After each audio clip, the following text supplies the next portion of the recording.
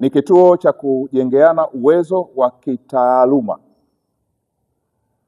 na ili tufanikiwe, pamoja na uwezo wetu wa kufanya kazi, pamoja na uwezo wetu wa kitaalamu kwenye maeneo yetu, nyenzo zetu za kufanya kazi lazima ziwe bora zaidi. Na ndio maana tulianza kwa kutenga shilingi milioni 19 kwa ajili ya kuboresha kituo hiki ambacho tunaamini kitakwenda kujibu maswali mengi yanayohusu eneo la elimu sekondari ndani ya halmashauri ya jiji la Dar es Salaam.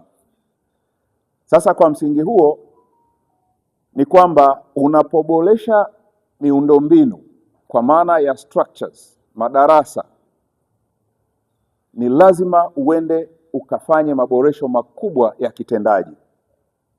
Ni lazima kujengeana uwezo kwa maana ya wakuu wa shule. Ni lazima afisa elimu sekondari ajengewe uwezo mkubwa, na hiyo ndio hasa direction yetu, Mheshimiwa Mkuu wa Wilaya.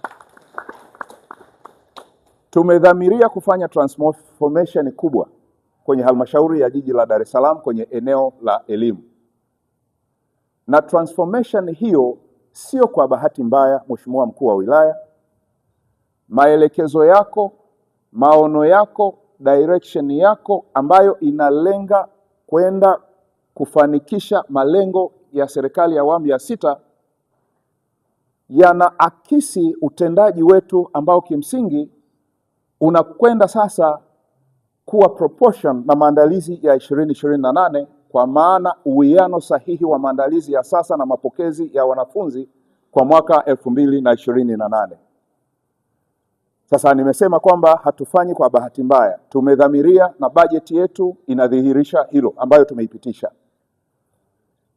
Ni matumaini yangu Mheshimiwa Mkuu wa Wilaya, kwa mwongozo wako, kwa mshikamano mkubwa wa wakuu wa shule ndani ya halmashauri ya jiji la Dar es Salaam, mshikamano ambao unaongozwa na afisa elimu sekondari, tutakwenda kufanikiwa, na ninaamini tutakwenda kufanikiwa na matokeo yatakuwa ni mazuri.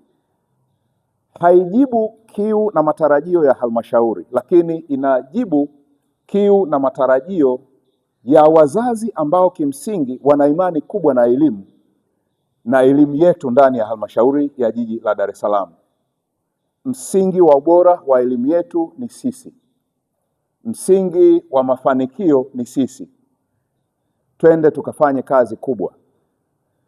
Maombi ambayo umeleta afisa elimu sekondari atayasema Mheshimiwa Mkuu wa Wilaya, na yeye ndio hasa mwongoza njia, na yeye ndio msimamizi wa maono, lakini ndio mbeba matumaini ya wananchi wa halmashauri ya jiji la Dar es Salaam na wilaya nzima, kata zote 36 na mitaa yote 159.